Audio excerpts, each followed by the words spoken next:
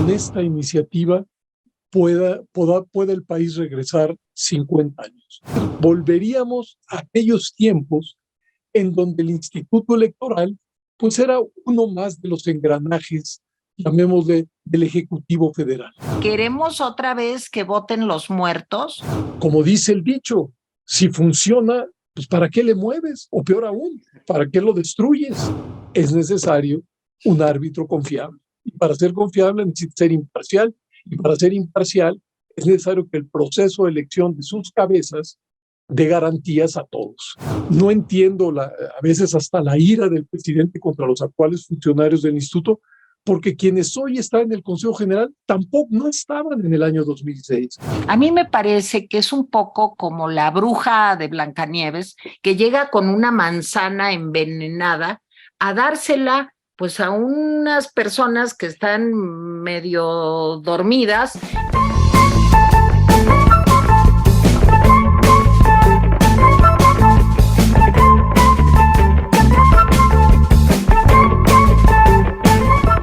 ¿Cómo están? Bienvenidos a una emisión más de Valle de Lágrimas. Yo soy Tere Vale. Nos da mucho gusto que nos estén acompañando una vez más en este espacio. El día de hoy me acompaña una periodista muy destacada, una mujer que ha dedicado parte de su esfuerzo profesional a los temas legales, a los temas jurídicos, actualmente periodista del periódico Reforma y querida amiga y compañera desde hace muchos años. María Elena Cantú, ¿cómo estás?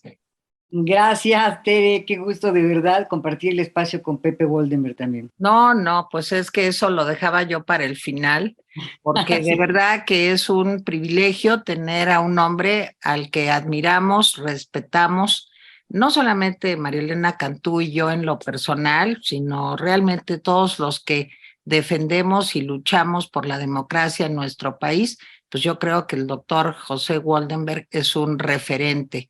Él es sociólogo, doctor en ciencias políticas, académico de la UNAM, pero además fue el primer consejero presidente del entonces Instituto Federal Electoral, pero con la característica de autónomo, porque no siempre fue autónomo el Instituto Federal Electoral, que ahora todos ustedes conocen por todas las transformaciones que ha vivido como el Instituto Nacional Electoral.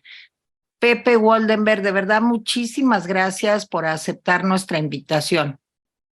Gracias a ustedes, de veras me da mucho gusto estar contigo, Tere, y con María Elena. Estoy a lo que me digan. Muchas gracias. Gracias, Pepe. Pues, Pepe, creo que buena parte de la ciudadanía estamos muy preocupados por esta iniciativa que presenta el partido Morena, pues con la intención de hacer modificaciones a la ley electoral y también algunos aspectos legislativos, sobre todo, pues faltando solo 2 años para el proceso electoral federal de nuestro país. Y nos gustaría mucho, te hemos oído en algunas entrevistas, te hemos leído, nos gustaría mucho tener tu perspectiva sobre de qué se trata esta reforma electoral y qué significa para la democracia en México en caso de ser aprobada.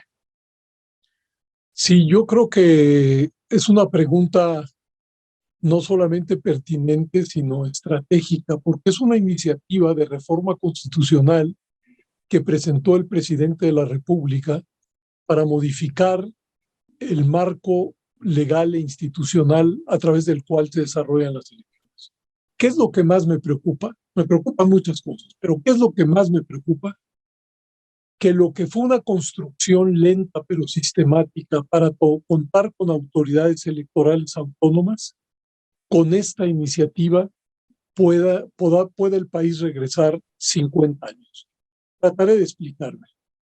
Creo que todo el mundo entiende que dado que los partidos políticos son criaturas muy poderosas, que tienen una implantación a lo largo y ancho del país, que cuentan con recursos financieros y humanos muy vastos, es necesario que quien organice las elecciones pueda ser un organizador y un árbitro de la contienda que no esté alineado con ninguno de los jugadores y tampoco con el gobierno.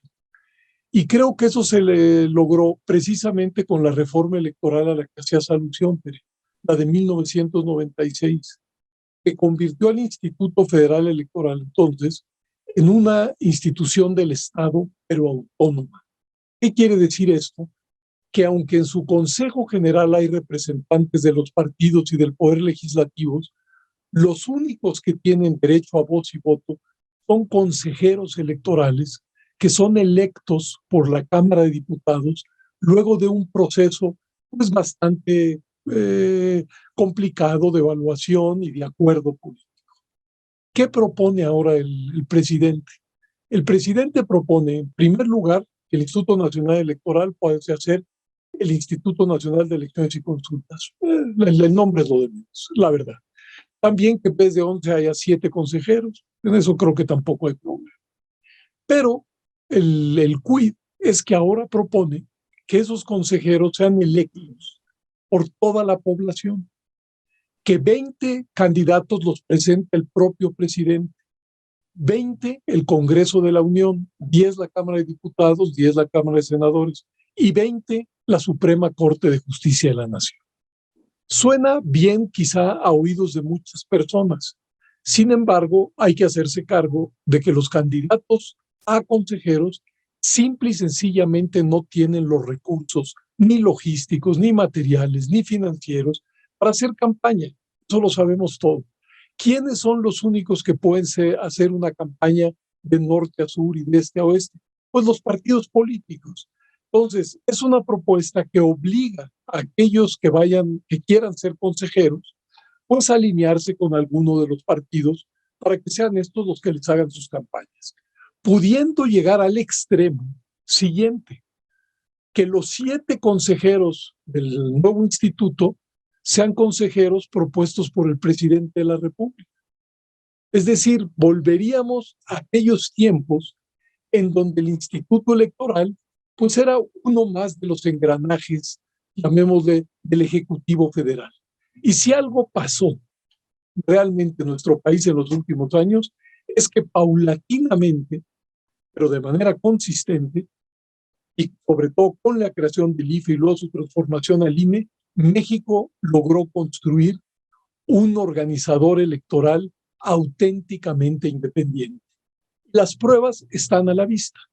De las últimas 4 elecciones presidenciales, en 3 ha habido alternancia de partidos. Eso quiere decir que se trata de un instituto que está capacitado para procesar los resultados electorales independientemente de quién sea el ganador. Eso es lo que más me preocupa, pero por supuesto son muchísimos los puntos. Déjame intentar aclarar, Pepe, para las personas que nos están escuchando y que nos están observando, ¿qué pasaría con la pluralidad que existe en nuestro país con reglas como las que propone hoy el presidente? Es decir, pareciera que quizás no se logra valorar por completo lo que significa tener un árbitro que no tiene puesta la camiseta de uno de los equipos que están jugando.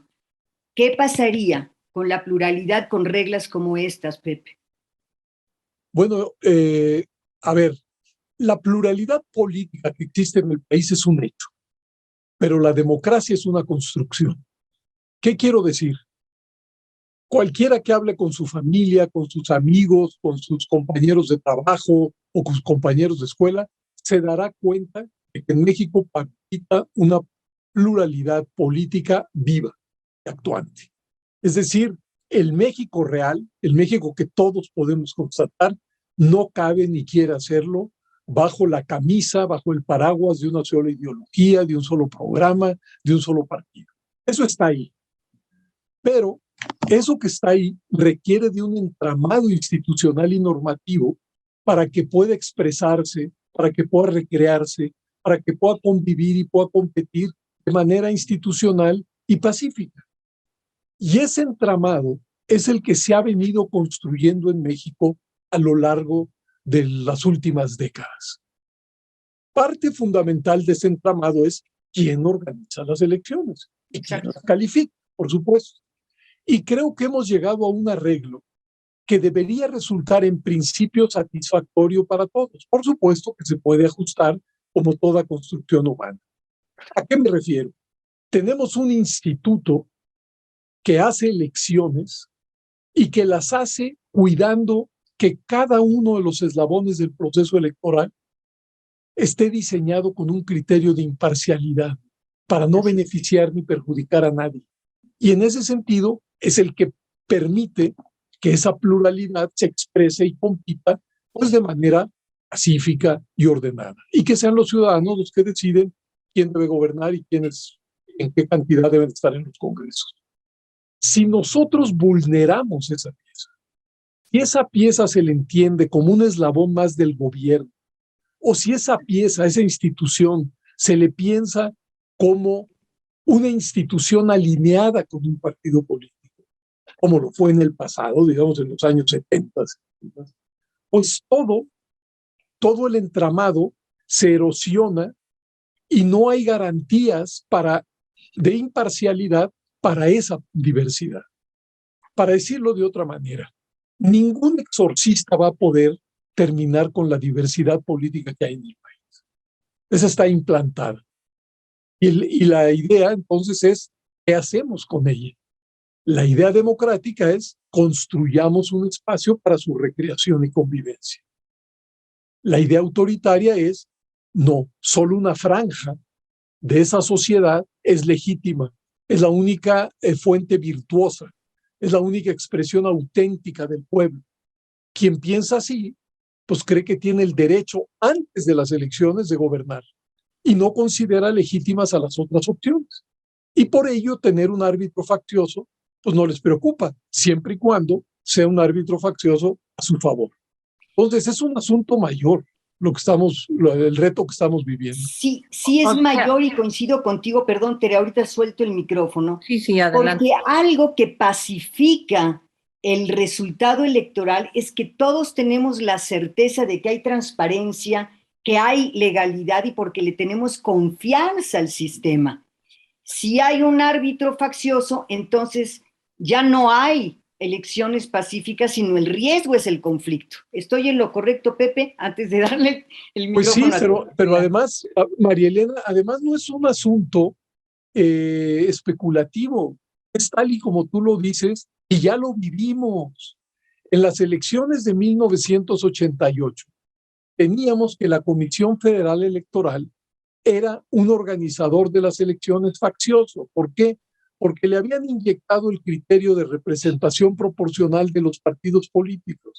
Y fuimos a las elecciones del 88 con un órgano electoral donde un partido, el PRI, tenía mayoría de votos, incluso si se sumaban todos los de la oposición, incluso si se sumaba el secretario de Gobernación, incluso si se sumaba el diputado y el senador, que eran del PRI, era muy poco probable, pero incluso si se sumaran a la oposición, el PRI tenía 16 votos contra 15.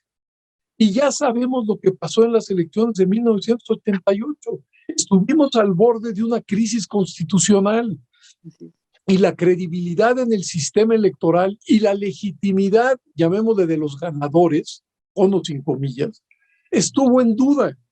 Fue por eso que surgió el IFE. Es decir, no fue una buena idea académica, no fue una especulación entre políticos lo que creó el Instituto Federal Electoral.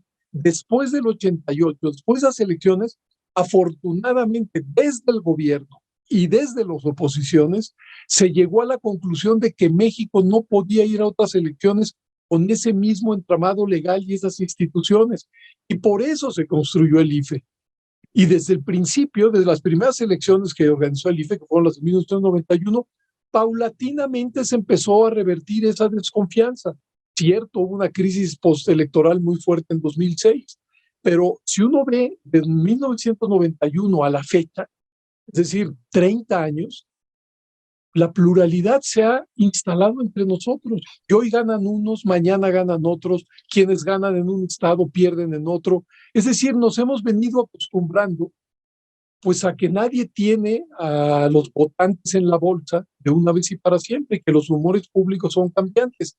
Y para recuperar eso, es decir, los votos que se ponen en las urnas, es necesario un árbitro confiable. Y para ser confiable necesita ser imparcial, y para ser imparcial es necesario que el proceso de elección de sus cabezas dé garantías a todos.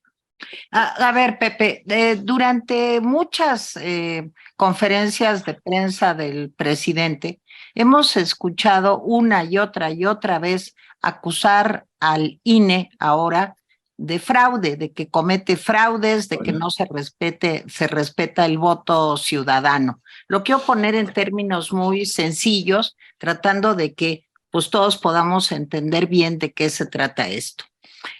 A mí me preocupa esta aseveración cotidiana del presidente, porque tú recordarás perfectamente, y María Elena también, que en el año 2000, mientras ganaba Fox la presidencia, ganaba justamente López Obrador el gobierno de la Ciudad de México. Entonces, de acuerdo a este criterio, pues nada más hubo fraude seguramente en la elección de Fox, pero no hubo fraude en la elección de López Obrador.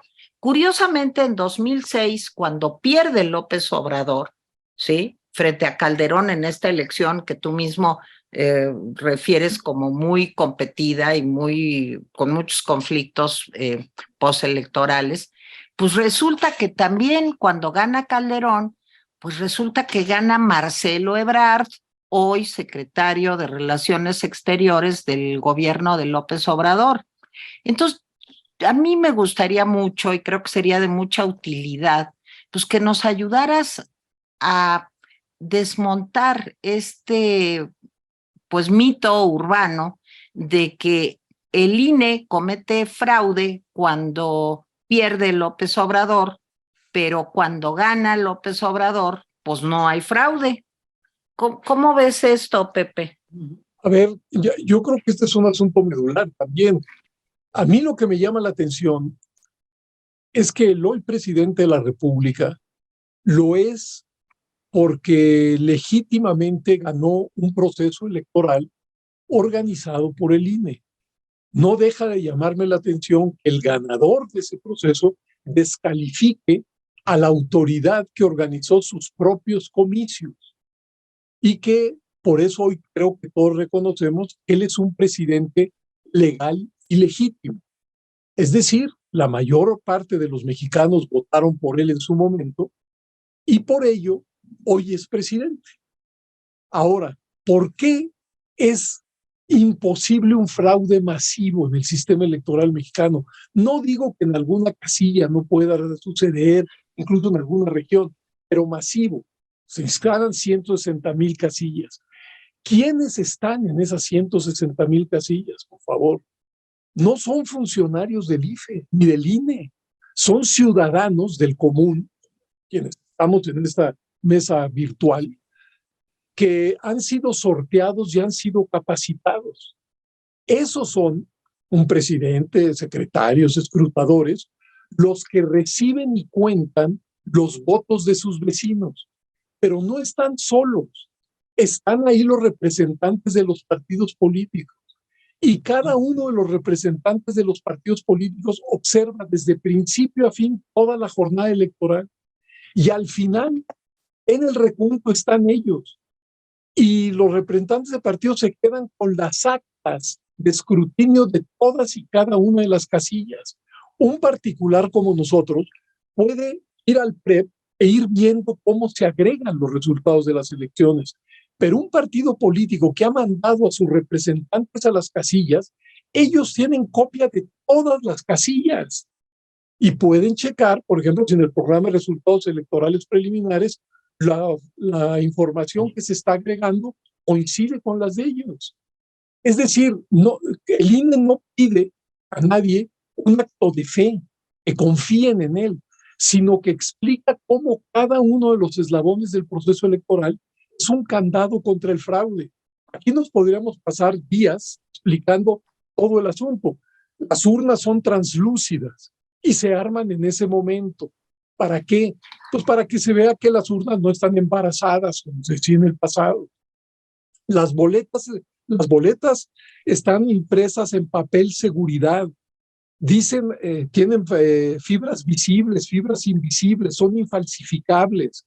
dicen en qué municipios se van a utilizar. Insisto, quienes cuentan los votos son vecinos del común. Es muy difícil pensar que en 160,000 casillas esos ciudadanos se van a mafiar para beneficiar a A o perjudicar a B. Además, está la tinta indeleble para que nadie pueda votar 2 veces, la credencial se marca para que nadie pueda utilizarla 2 veces. Bueno, lo que todo el mundo, creo que a estas alturas, por lo menos los mayores de edad que han tenido una elección, saben. Creo que el argumento del fraude tiene más que ver con una, yo le llamaría una cantaleta que el propio presidente imprimió en el 2006, que ni en esas elecciones ni en ninguna otra ha podido probar. Y digo lo siguiente: los resultados del conteo rápido del IFE de entonces, del programa de resultados electorales y lo de cómputo oficial, los tres coincidieron con el resultado. Claro, alguien dirá, sí, pero los tres los hacía el IFE. Sí, pero lo hacían diferentes personas. Dentro del IFE estaban además supervisados por los propios partidos. Pero bueno, no están solamente esos elementos. Ustedes recordarán que la coalición perdedora, encabezada por Andrés Manuel López Obrador, demandó el cómputo de votos. Por cierto, ellos decían voto por voto, casilla por casilla, como si pidieran que se recontaran las 120,000 y solamente solicitaron el recuento de 40 y tantas mil, hasta donde recuerdo. ¿Qué hizo el tribunal? Volvió a contar cerca de 12,000 casillas, todas señaladas como fraudulentas por esa coalición. ¿Y qué resultó? Bueno, no lo contó el tribunal, lo contó gente del tribunal con los partidos, representantes de los partidos. ¿Y qué resultó? Pues que no había ni huella de fraude. ¿Por qué? Sí, en alguna casilla se encontró que había 2 votos más a favor de Calderón, pero en otra había 3 más a favor de López Obrador. Es decir, que en algunas de ellas pues había inconsistencias naturales. Pero al final no se encontró ningún patrón fraudulento. Y por eso el Tribunal Electoral dijo, pues, si después de 12,000 casillas no se encuentra nada y todas ellas las señalaron los impugnadores, bueno, damos por bueno el cómputo. Pero además, luego suele olvidar que la propia encuestadora que trabajaba para Andrés Manuel López Obrador, Ana Cristina Covarrubias, declaró con posterioridad que en su conteo rápido los resultados eran similares a los del Instituto Federal Electoral. Es decir, están todas esas evidencias y además se pueden consultar las actas si se quiere de aquella elección. Y del otro lado, lo único que hay es una descalificación. Yo recuerdo que el hoy presidente, la noche del 2006, dijo, yo voy ganando por 500,000 votos. No enseñó un solo papel, algo en cual se basara ese dicho. Eso sí, su ascendencia sobre la sociedad o sobre una franja de la sociedad fue tan potente que en efecto en aquel entonces, en 2006, 1 de cada 3 mexicanos creyó que había fraude. Y en efecto, como eso se convirtió en un auténtico problema político, hubo una reforma en 2007 y otra reforma en 2014 tratando de atender, no tratando, sino tratando y atendiendo lo que el PRD, donde militaba Andrés Manuel López Obrador, puso sobre la mesa. Y esa es la legislación que hoy regula nuestras elecciones. Por eso, a partir del 2000, de la elección de 2009, si mal no recuerdo, incluso las actas se digitalizan y cualquier ciudadano puede consultar las actas en el portal del Instituto Nacional Electoral.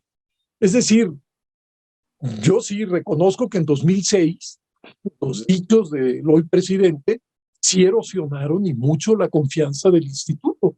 No se puede negar. Pero la verdad es que no se aportaron pruebas de aquel fraude. Y en cambio, del otro lado de la consistencia de los datos, hay varios ejercicios. De todas maneras, se atendieron esos reclamos y hoy tenemos un sistema electoral y de cómputo mucho más robusto que aquel.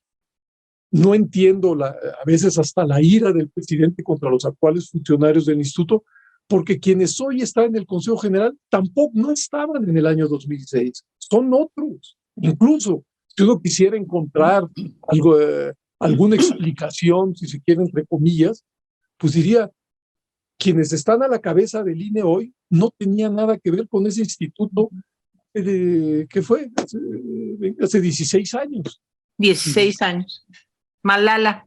Ahora, tengo yo para hablar con ustedes un argumento que también me parece tramposo. El tema del dinero. Como bien lo has comentado, Pepe, la tinta indeleble, la credencial, las boletas, todo eso cuesta mucho dinero. Nos costó a los mexicanos mucho dinero construir un sistema que pudiera ser resistente a la trampa. ¿De qué tamaño es ahora la trampa del argumento de cuesta millonadas y con mi reforma saldrá más barato? Pepe. Bueno, primero, creo que hay que irlo como desbrozando el asunto. En unos días la Cámara de Diputados empezará a discutir el presupuesto de egresos. Cuando se fije ya el presupuesto para el Instituto Nacional Electoral, ustedes verán al día siguiente en los periódicos, el presupuesto del INE es tal. Así será. Habría que decirle a los lectores, primero, en ese presupuesto está el dinero para el financiamiento a los partidos políticos. Exacto. Que muchas veces eso no aparece, primero. Nos quedamos entonces con la bolsa del Instituto Nacional Electoral. Una tercera parte del presupuesto del INE va directamente al Registro Federal de Electores, el encargado de hacer el padrón, las listas nominales y entregar la credencial. Y yo pregunto, ¿realmente la credencial de elector con fotografía puede entenderse como un gasto solamente electoral? No, absolutamente. Pues si se ha convertido en la cédula de identidad ciudadana. Es decir, si uno va al banco a cambiar un cheque, le piden la credencial. Si uno va a inscribir a sus niños a la primaria, le piden la credencial. En el banco. En el banco, en todos lados. Sí. O sea, son los programas más exitosos del INE-IFE, o del IFE-INE, y que se lleva 1 de cada 3 pesos, digamos, del presupuesto. Entonces, eso creo que tampoco habría que cargárselo solo a las elecciones. Claro. Y después está, pues sí, el gasto para unas elecciones están construidas sobre la base de la desconfianza. Y eso tiene una derivación en que hay muchos candados, y esos candados, como bien decías, María Elena, cuestan. Un ejemplo, en México, ¿quiénes están en las 160,000 casillas? Vuelvo a lo mismo, ciudadanos. Pero esos ciudadanos fueron sorteados y fueron capacitados. Y un funcionario del INE, si son funcionarios temporales, fue a su casa a enseñarles qué había que hacer, lo que se vale, lo que no, lo que dice la ley, etcétera, etcétera. El INE tuvo que contratar en la última elección cerca de 40,000 capacitadores. 40,000. Pues, pagan. Pero a ver, en México estábamos en condiciones de confianza como para que en las casillas estuvieran funcionarios del Estado, como sucede en muchos lugares. De esa manera no hubiéramos construido confianza. Así es. Pero pongo otros ejemplos, nada más así de pasada. Quien haya ido a votar se da cuenta que no solo el presidente de la mesa directiva de casillas tiene el listado nominal con fotografías, sino también los de los representantes de los partidos. Los representantes de los partidos fueron 10 la vez pasada. Y tenemos un padrón de más de 90 millones de personas, cada una con su fotografía. Sí. Hay que imprimir el del presidente, el de cada uno de los partidos y uno de reserva. Es decir, se imprimen cerca de 1,000 millones de fotografías. ¿Eso cuesta? Claro que cuesta, claro. Pero permite al representante del partido ver no solamente el nombre, sino el rostro del que está votando. Así me podría seguir. Pero el papel en el que votamos es papel seguridad. Sí. Yo he ido a otras elecciones en otros lados del mundo. Ahí se hace con el papel más deleznable que hay en el mercado, el más barato. ¿Por qué en México no podemos hacer eso? Por la desconfianza. Es más, el INE le pide a la fábrica que confeccione el papel para las boletas el compromiso de que no se va a imprimir para nadie más, solo para el INE. Es un producto exclusivo para que no haya tráfico de boletas y nadie más pueda tener boletas. Bueno, me podría seguir aquí. Pero a ver, Pepe, es que fíjate qué curioso, la mayoría de los candados de los que nos estás hablando y que todos como votantes hemos vivido, lo hemos constatado, pues fueron candados que puso la oposición, entre ellos el señor López Obrador, ¿verdad? O sea, no es algo que se le ocurrió al INE o que decidieron para poder inflar la nómina. Pero ya que estamos hablando del padrón electoral, hay algo en la reforma que me preocupa terriblemente. Yo creo que es una de las cosas que más me preocupa, y es que el Registro Federal de Electores deja de depender del INE, que es un órgano autónomo, repito, para depender ahora, al parecer, de la Secretaría de Gobernación o de cualquier, digamos, institución dependiente del gobierno, no autónoma, o sea, facciosa. Yo creo que esto es algo a lo que nos tenemos que oponer, pero realmente con mucha fuerza. ¿Queremos otra vez que voten los muertos? ¿Queremos otra vez que se utilice el padrón pues con otros fines? Claro, digamos, de clientelas, en fin. Cuéntanos un poquito de esto, Pepe, por favor. Sí, pues otra vez apuntas en una dirección certera. En la iniciativa de reforma constitucional, de manera, pues la verdad no argumentada, ya no aparece la responsabilidad del padrón en el nuevo instituto electoral. No sabemos realmente a qué dependencia se adscribiría. Yo, especulando, igual que tú, creo que están pensando en gobernación. Pero sería un craso error. Por lo que tú dices, costó mucho trabajo construir un instrumento confiable sin lo que antes se llamaba, en la mitología previa al IFE, los fantasmas y los rasurados.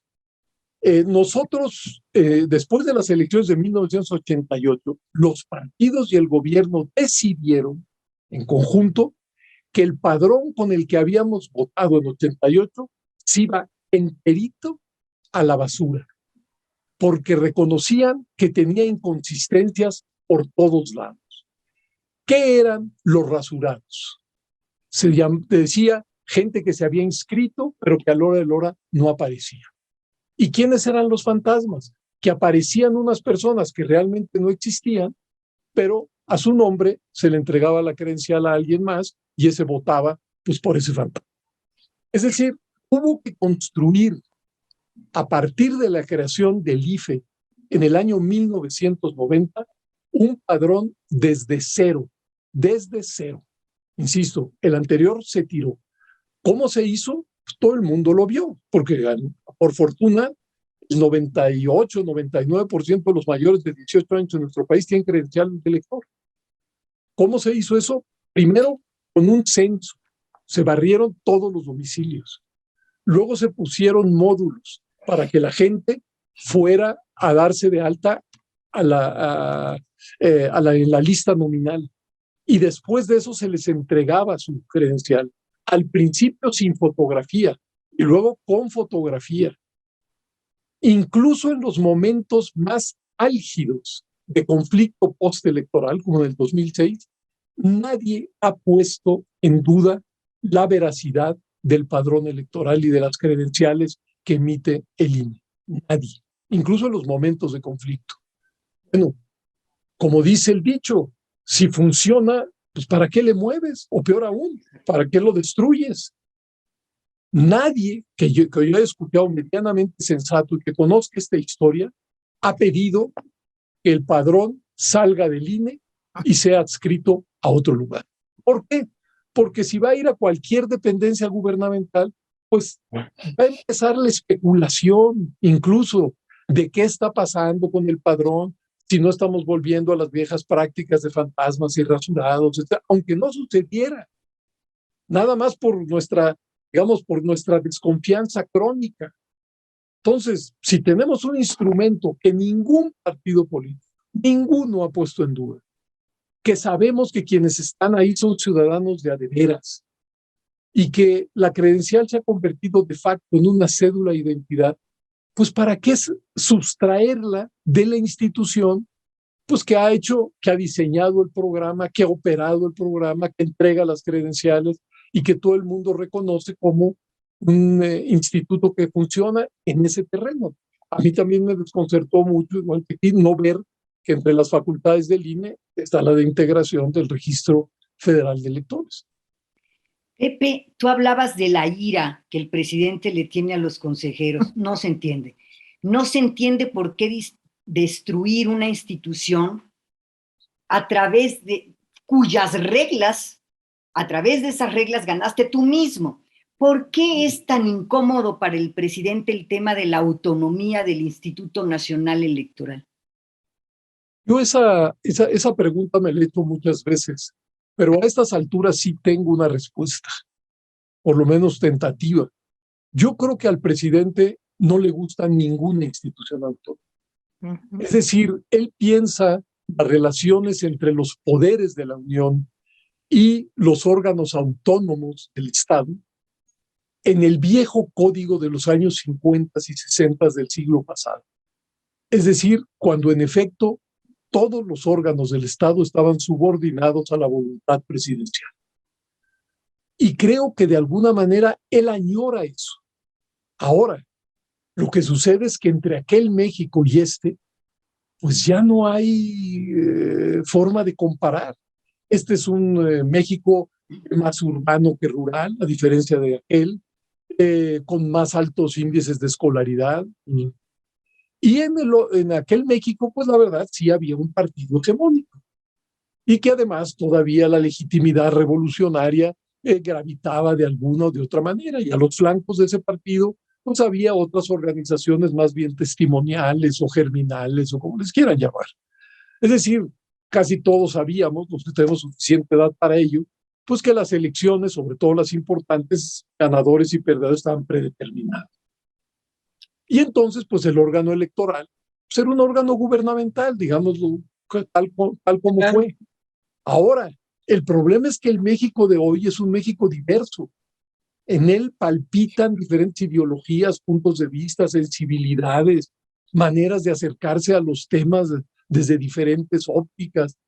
Y eso ya no cabe bajo el manto de un solo partido, menos de una sola voz. Pero al presidente creo que añora. Le hubiera encantado ser un presidente como los de aquella época, sin contrapesos.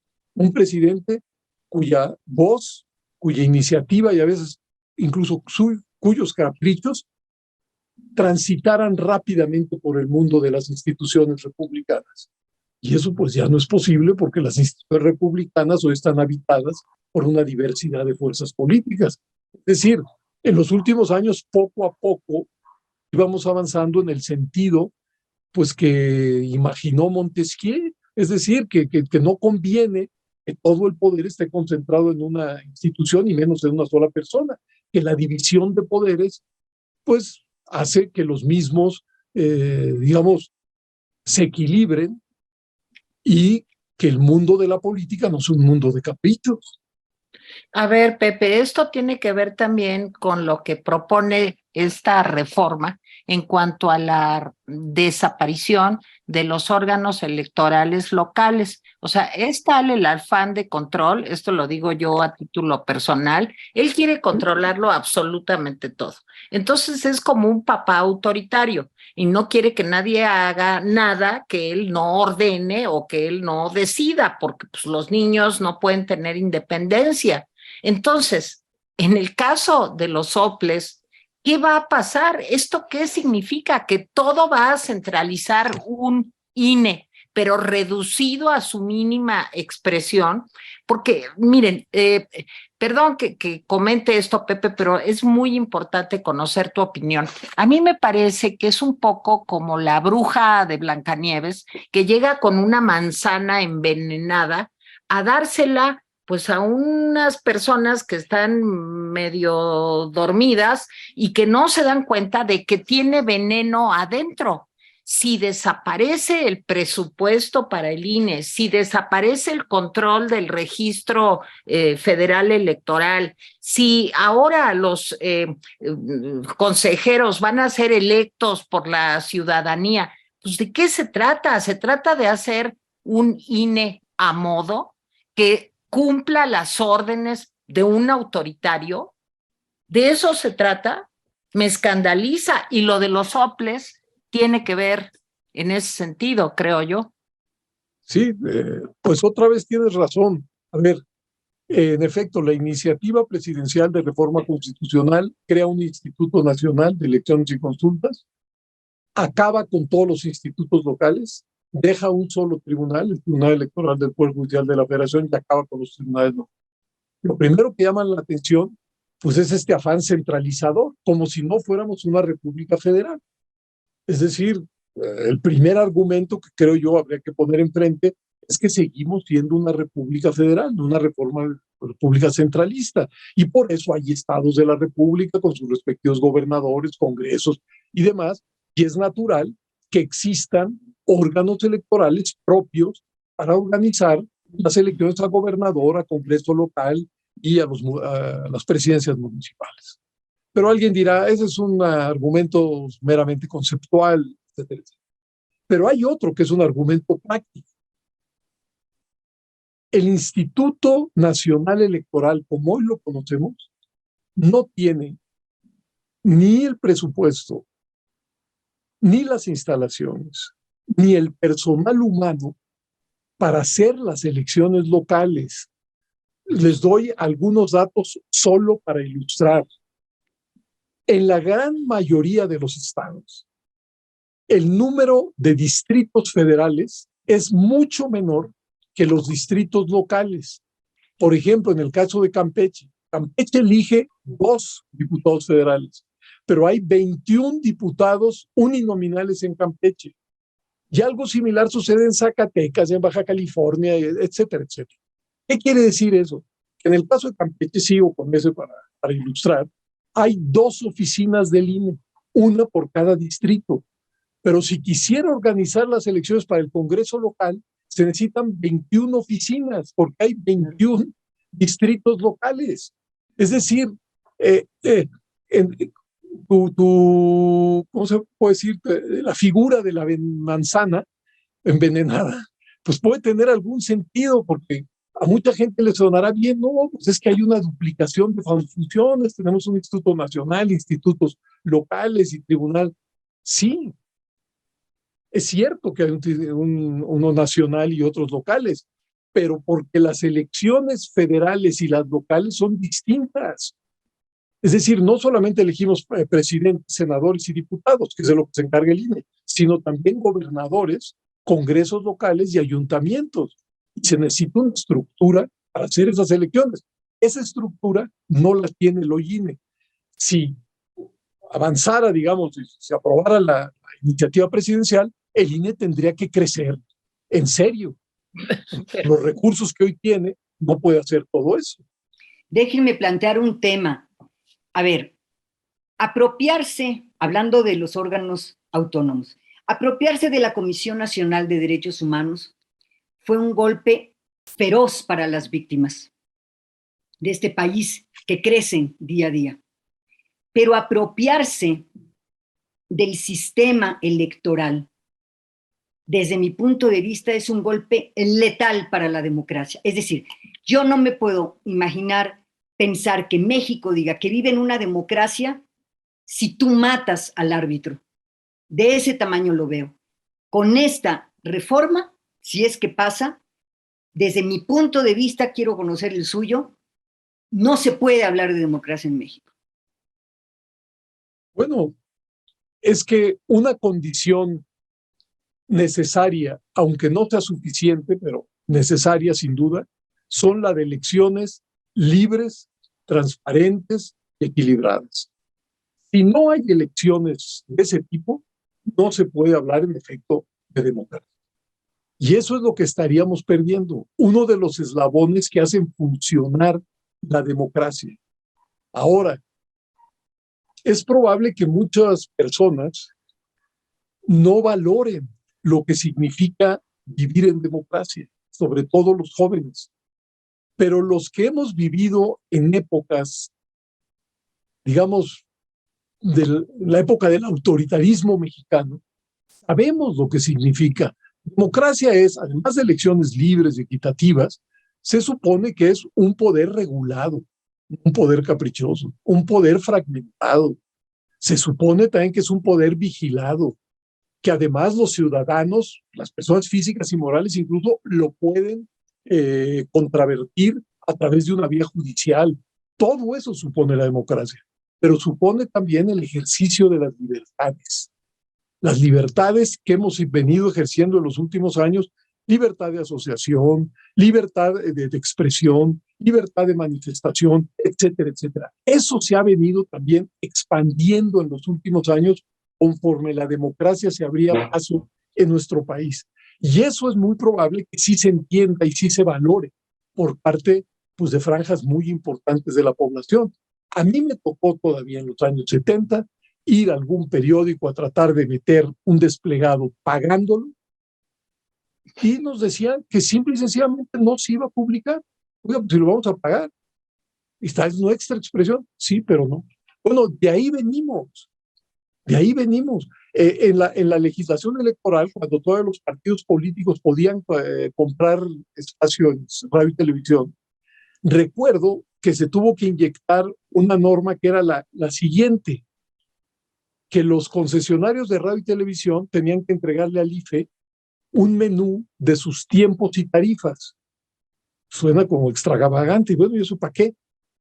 Porque muchos partidos decían en aquel entonces que ni pagando los concesionarios de radio y televisión les abrían espacio para hacer su propaganda. Exacto.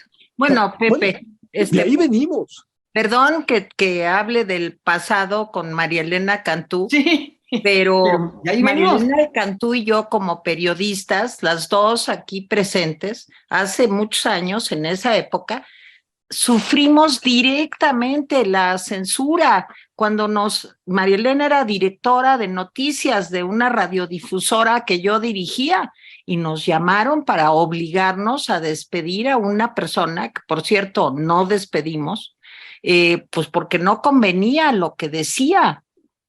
Esto es una práctica estalinista. O sea, y además, Tere, la prohibición expresa de no entrevistar a candidatos de la oposición. Es decir, entrevistar a Cuauhtémoc Cárdenas, casi nos cuesta todo, que te iba a significar una llamada de RTC con una cita, y lo voy a decir claramente, con una amenaza al concesionario.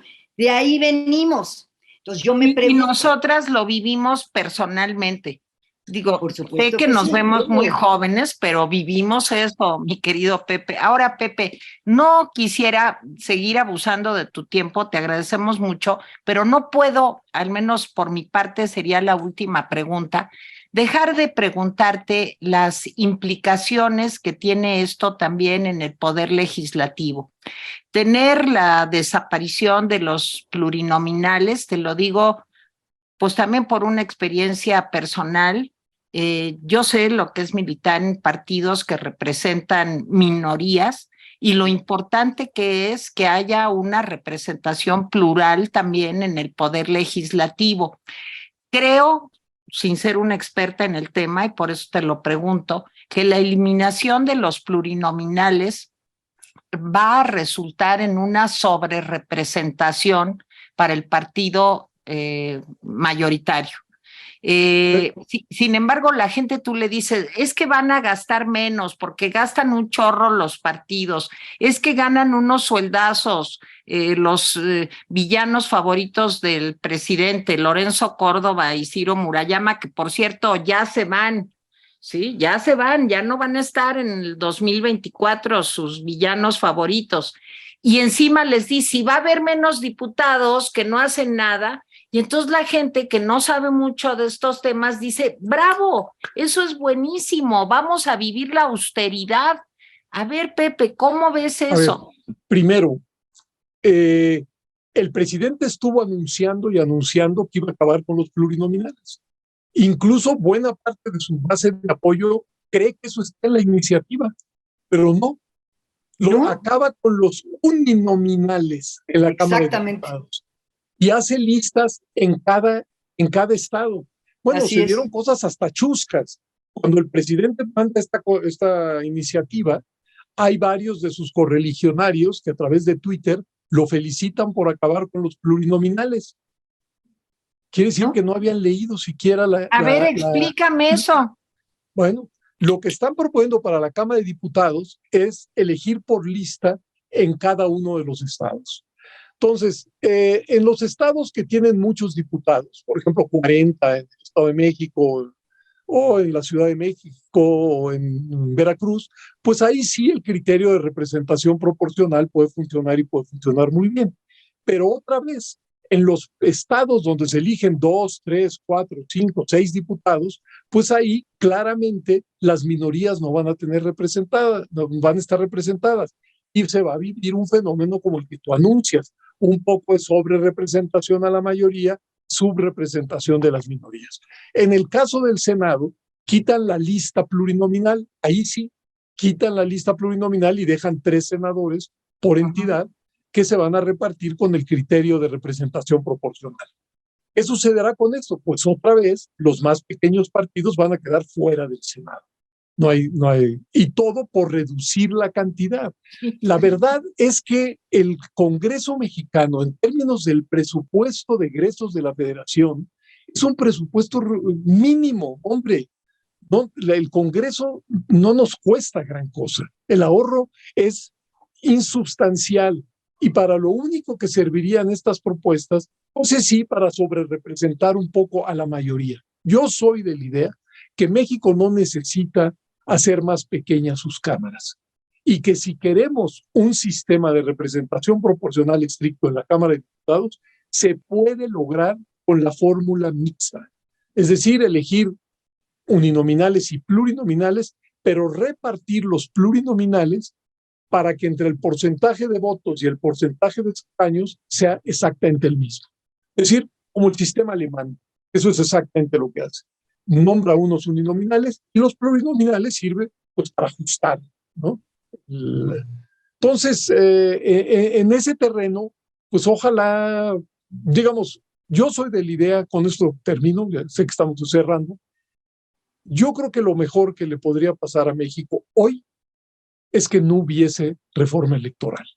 Quiero decir lo siguiente, como toda edificación humana, no estaría mal reformar, ajustar diferentes aspectos de nuestra maquinaria electoral. ¿Por qué? Porque sí hay cosas que es necesario ajustar. No hay instituciones perfectas, no hay normas perfectas en esta materia. Pero el ambiente en el que estamos y las intenciones declaradas del presidente y su partido de lo que quieren hacer, mejor no moverle. Porque para ir para atrás, mejor quedarnos como estamos. Esa es mi convicción. Y pues les agradezco muchísimo. No, pero Malala a lo mejor tiene una última. No. Simplemente reiterar contigo, Pepe, que esto no es un asunto de los políticos, no es un asunto de ellos. Es un asunto que nos puede cambiar la vida a todos. Solamente un cierre sobre eso me importa mucho porque hay personas que no están, me parece, observando la gravedad de esto. Es un asunto de todos los mexicanos, Pepe. Pues comparto tu opinión. Yo creo que es un asunto que nos compete a todos. O sea, no es baladí el régimen político bajo el que uno vive. Si uno quiere ejercer libertades, si uno quiere que el poder esté limitado, que el poder se comporte conforme a la ley, que pueda haber pesos y contrapesos, etcétera, etcétera, etcétera, pues es necesario reforzar nuestra incipiente democracia y no erosionarla, no dar pies para atrás. Es decir, falta mucho camino. México es un país diría, bueno, quizá como todos, inacabado y marcadamente desigual y tenemos carencias sociales enormes, etcétera, etcétera. Pero si en algún terreno habíamos avanzado en los últimos años, es en lo que genéricamente se llama el régimen político. Yo creo que México fue capaz, a través de sucesivas reformas, de desmontar un sistema autoritario y construir una incipiente democracia. Sigamos por ese camino, construyendo democracia, no destruyéndola. Esa sería mi reflexión última. Y de nuevo, muchísimas gracias a ambas. No, al contrario. Además, no, me gracias a verlas, de aunque veras, sea a distancia. No sabes qué importante que nos hayas dado esta entrevista, cómo apreciamos María Elena Cantú y yo que hayas platicado con nosotras. Y además, yo creo que oírte como el primer presidente consejero de un IFE en aquel momento autónomo es muy importante. Un hombre con tu solidez académica y con tu honestidad a toda prueba a lo largo de una trayectoria impecable, Pepe. De veras, un privilegio haberte tenido. Muchísimas gracias. Gracias, María Elena Cantú. Tere Vale, Pepe. Muchas gracias a ustedes Hasta por luego. habernos acompañado en una emisión más de Valle de Lágrimas. Gracias.